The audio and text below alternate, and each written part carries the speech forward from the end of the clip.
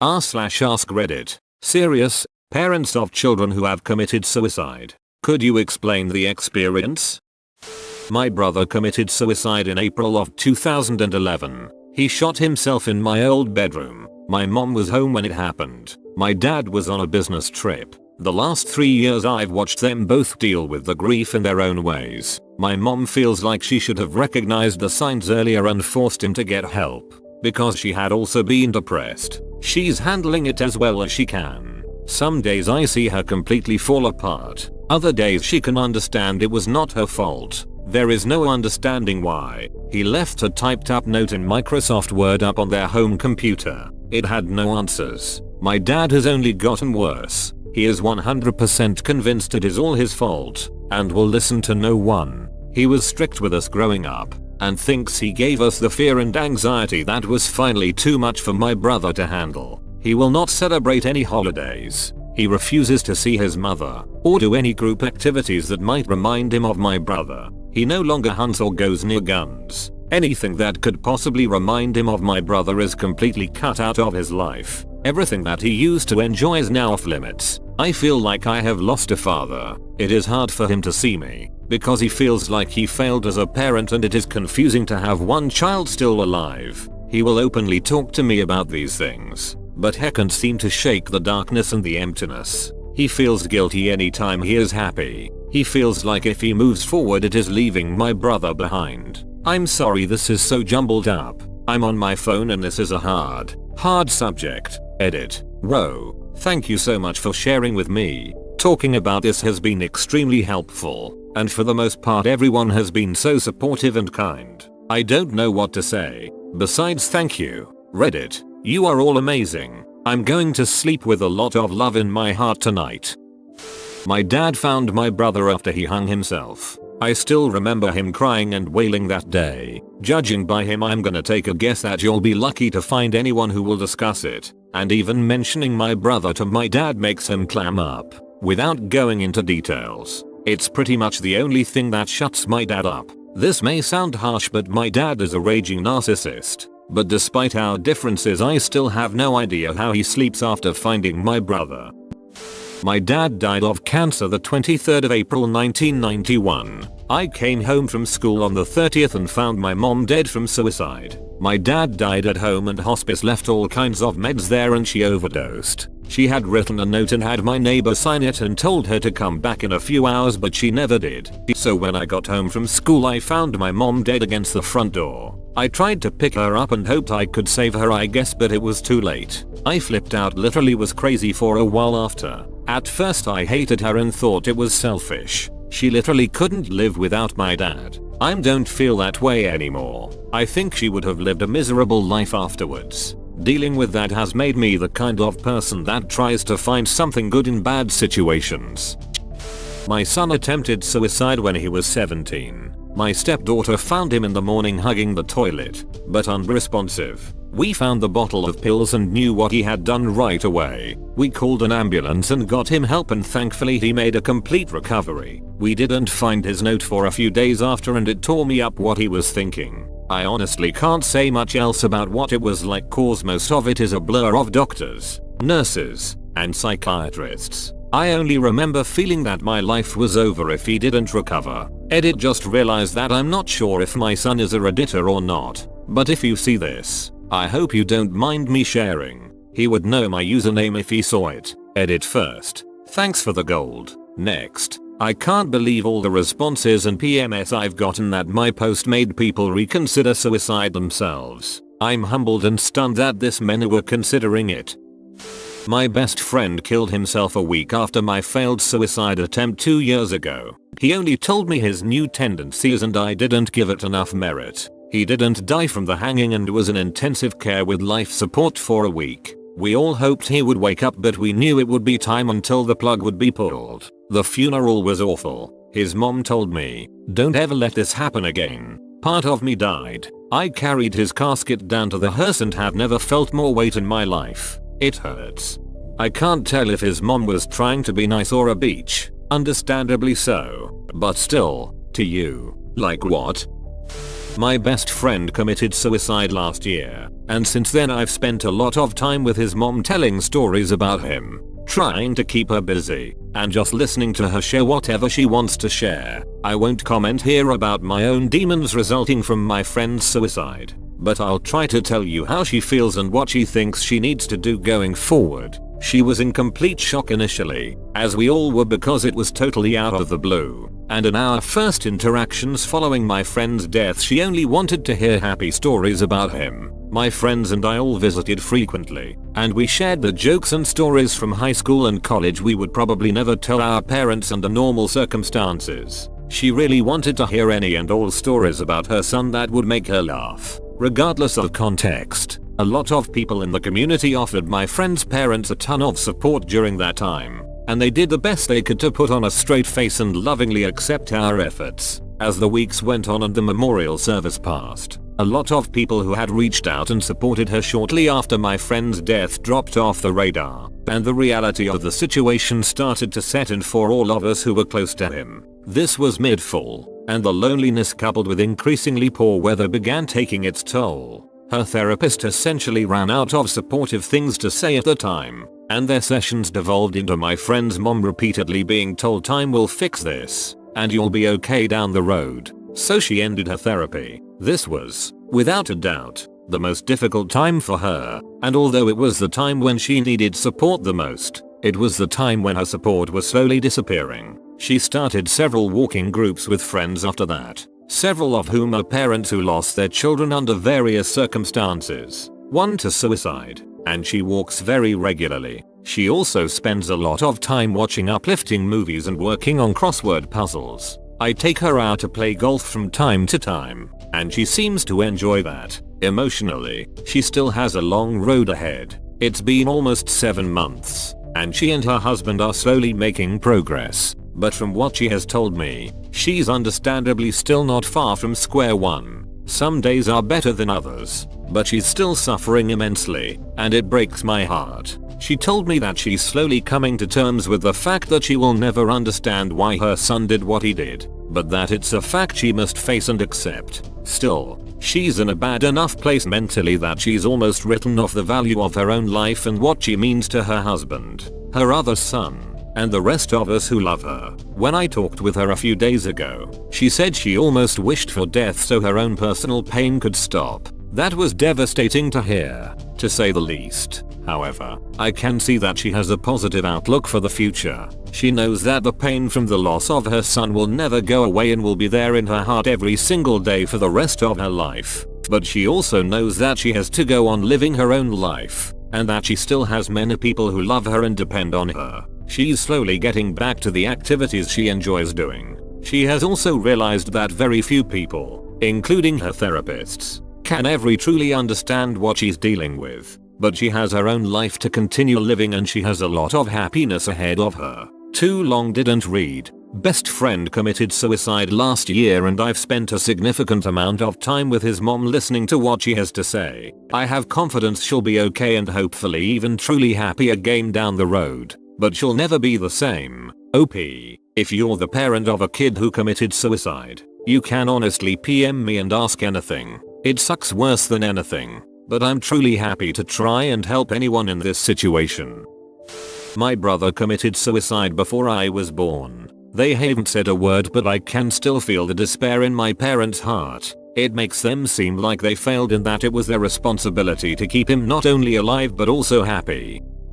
He was my brother, all of ours baby brother, 8 siblings. He was number 8. He was 48. He was single, with a beloved dog. He lost his job and struggled to find another. He developed anxiety, panic, insomnia and depression. Doc gave him pills, but it takes many weeks for them to kick into a positive effect. He promised he would not off himself. I was the only other sib locally. I am number 6. I looked after him after our mother died suddenly when he was only 8. I was 14. We were never the same after that. He was very close with dad. Dad died 2 years prior after a hellish lengthy painful lung disease made him ill. So it was just us, the kids, all grown. Losing his job seemed to freak him out and he kept in contact with number 5 sis via telephone and email quite a bit. Also with me, to a lesser degree. Doc gave him pills but he couldn't cope. We did not know how bad it had gotten. The last day we heard from him he was looking for help but said nothing about suicide. I started hunting for therapists for him. The next day was quiet. Life goes on. As you know, with everyone else you need to take care of and deal with. We thought he was still job hunting and he did have friends also who checked in with him. The next day, no one could reach him. Number 5 sis in Caliph called police for well-being check. Called me and a nephew nearby. Later my grown son. I drove like the wind. I had no house key. He was a very private person. The police broke in the door. They came out and told me what I already knew. He owned a handgun.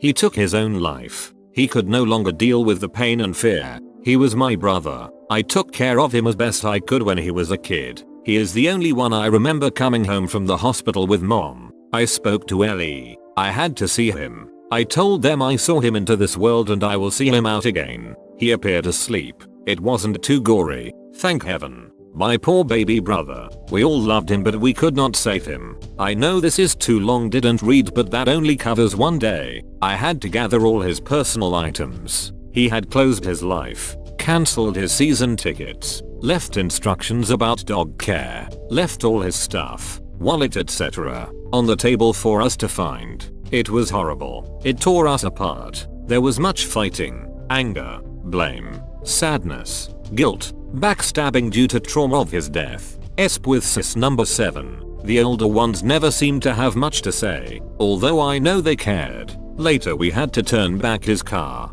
take some stuff from his house, let it go into foreclosure. Oh geez. It was so emotionally devastating. We knew why, but why couldn't he have held on? It is often said suicide is a permanent solution to a temporary problem. This is the truth. Our family will never be the same. We miss him every day and each of us carries our own burden of what we could have done, should have done, might have done, and on and on. His friends were also devastated. It's been 2 years now. Time is starting to heal. I will never, ever forget that day. The police were kind but kept asking me questions. Had I not had the nephew and my son with me, I probably would have lost my own mind. Too long, didn't read. A family suicide kills a part of each and every member of that family. I just want to add that it was only 6 weeks from when he got fired to the day he died, and that telling our story really helped me.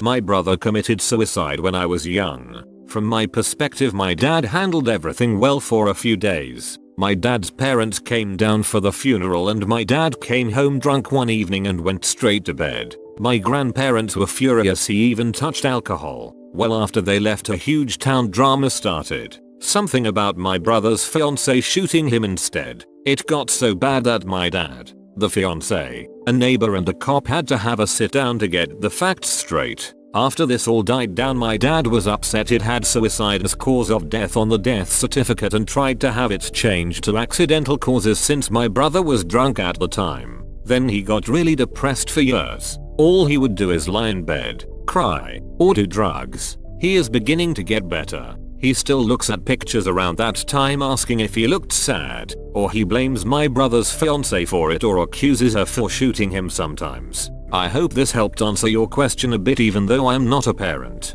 Too long, didn't read. My dad did well for a while, then it crushed him. 2 AM and the doorbell rings. My husband answers it and there are 2 policemen standing at the door. The only thing I can think of is that my son has done something to get himself arrested, but that's just not adding up. We let them in and go into the kitchen where they have us sit down. Your daughter was found dead in her apartment. Words that have been burned into my brain and will haunt me until the day that I die. It isn't something that you can accurately describe with words. The soul-crushing pain bursts through your body with such force, and there's nothing you can do but sit there and scream and sob and just say no, no, no over and over again. I'm so sorry for you loss, the officers say as they leave the house. I run and grab my one son who still lives at home and tell him to never ever leave me. Promise me. He keeps promising, but I can't bear to let him go. The worst part of the whole ordeal has to be notifying everyone that your daughter has decided to kill herself. Phone call after phone call of saying the words "Melissa's dead" only to break down every single time. I had to do this dozens of times the next day, and after every call I thought the knife to my heart couldn't be pushed deeper, couldn't be twisted any harder, but it would. I had never seen my husband cry before, but at her funeral as this song came on he grabbed one of our sons who had to hold him up as he sobbed in a way no son should ever have to see a father cry. He lost his only daughter as well, and sometimes the sorrow I feel for him can hurt just as much. I always thought if she could have seen the hundreds of people at her funeral, or if she could have known about the thousands of lives she would have ended up touching throughout her life, that she wouldn't have done it. Unfortunately, depression can blind you. I like to think we've handled it in the healthiest way possible since then. Pictures of her are everywhere in the house. We talk about her all the time, remember her in the good times, and tell ourselves that she's no longer in pain. But not a day has gone by over the last 5 years where I have not thought of her and gotten that pang in my stomach. At night I get to be with her in my dreams, only to wake up in the morning and be reminded she's gone. Forever. She was the only other female in a house of boys. The one I could really confide in, and talk about things the boys would never dream of. She was a huge piece of me, and because of that I will never be whole again. As with all my children, I love her more than anything in the world. I would give my life for one more moment with her. Just one more hug from my little girl. I miss her so much. Throw away for obvious reasons. It was and is still very hard. It just sort of hits you in the chest like a rock. I walked in and he was just hanging there with a typical note thing. He seemed like a normal kid, enjoyed video games, had a few friends. A girlfriend. He wasn't the most popular but was smart and had a nice college lined up for him and everything, but every day since then I wake up and the room is still there with all his stuff, and to this day I still hope to see him walk in from college or with a wife and his kids. My grandkids. It won't happen and never will, but I can't help from breaking down. It's like having the best thing you ever created and just taken from you instantly. I feel like I failed all the time. I could have done so much better, been a better father. Please seek help if you are committing suicide. I will not be replying to this post or using this account any longer. My daughter was 15, the youngest of 3. It was a few days before Christmas. She had been out with her sister and mother getting their hair done and shopping all day. Everyone was in a good mood. We decorated the Christmas tree that night. Later that evening we were all together after supper and I was cutting her brother's hair. My wife noticed her missing and asked if anyone knew where she was. It would not have been unusual for her to step outside to talk to a friend. After about 20 minutes or so we started getting worried. My wife checked her room and I checked outside and down the street. My daughter had been diagnosed bipolar, but the doctors had decided against medication. In her room, her door was unlocked and her phone was on her bed. Her radio was on. I don't know why I thought to check her closet. I found her just sitting there and said, "Baby, what are you doing?" Then I saw the shoelace. I yelled for my wife to call 911. I could not get the string off of her neck, so I ran to my office to get a knife. When I cut her down I knew it was too late. She was cold, blue. I performed CPR until the police arrived. I remember every single small detail about that night. Sounds, smells, the song playing on her radio, everything. Since that night everything has changed. Her sister and best friend became depressed and antisocial. Her brother seems to have bottled everything up. We had to give her dog away. He would not leave her room. My wife basically went crazy. She took months off of work and was not really functional for over a year and is not the same person she used to be. I was the one who had to remain strong, keep working and try to keep everything together. Imagine watching everyone around you lose their shit and there is nothing you can do to help. You have to stay strong. They need to know that they can rely on you. You try to keep it together and carry on so that there is food on the table and a roof over your heads, but inside you are a broken mess. You are dad, damn it, and you can't break down or your house of cards will fall. I hope that this helps someone. I have been reading this thread, being really thankful that I had nothing to contribute until I remembered that I do. Funny how my mind can just take shit and say, oh that, well that doesn't really count. My daughter attempted suicide while I was on the phone with her. I was 2,000 miles away. She was drunk and cutting her wrists. I didn't know where she was. I knew the town, but it was not a small town and I couldn't direct the police because I didn't know where she was. I tried to call other relatives to pinpoint her location, but no one was home. I finally called a friend of hers who knew where she was and was able to find her and get her to a hospital. I screamed so hard that I literally could not talk for days afterwards. I don't remember if that was while I was on the phone with her or while I was trying to find her help. I just know it was the loudest scream of my life and it came from sheer desperation and despair. Thank God she lived. Thank God she lived. Thank God she lived. I won't even pretend to imagine I can explain what it would have been like if she didn't make it. I don't even want to. Thank ducking God she lived. My son suicided on the 2nd of July, 2009. The day my world collapsed on, and I've spent the past 5 years in various forms of therapy and grief counseling. The grief is enormous. The guilt, at times, can be overwhelming. The what if etc. The anger, which comes in waves, can knock me on my ass. I'm just getting to the point where I can say that I have no children. I remember when my mom came to my room and told me that her friend's son had hanged himself and that the mother would be coming over in a bit for some support. I can recall wondering how I should act when I was told this, because it didn't really resonate at first. I just said okay and went back to my game. I think I was only 12, but what sticks with me most was walking down the stairs and hearing the most agonized crying from the dining room. She kept repeating how she couldn't remember the last thing he wore. How she was an awful mother, and really it was one of the scariest things I had ever encountered at that point. I had never heard anyone cry like that since. She got a bit better after a few years. She was a very strong, positive woman and a great role model for my awkward teenage self. She even took me to do stuff when my parents were busy and I was more or less friendless, and I really appreciated that at the time. Then she moved to Vancouver and struggled with heroin addiction until she overdosed and died. I miss her.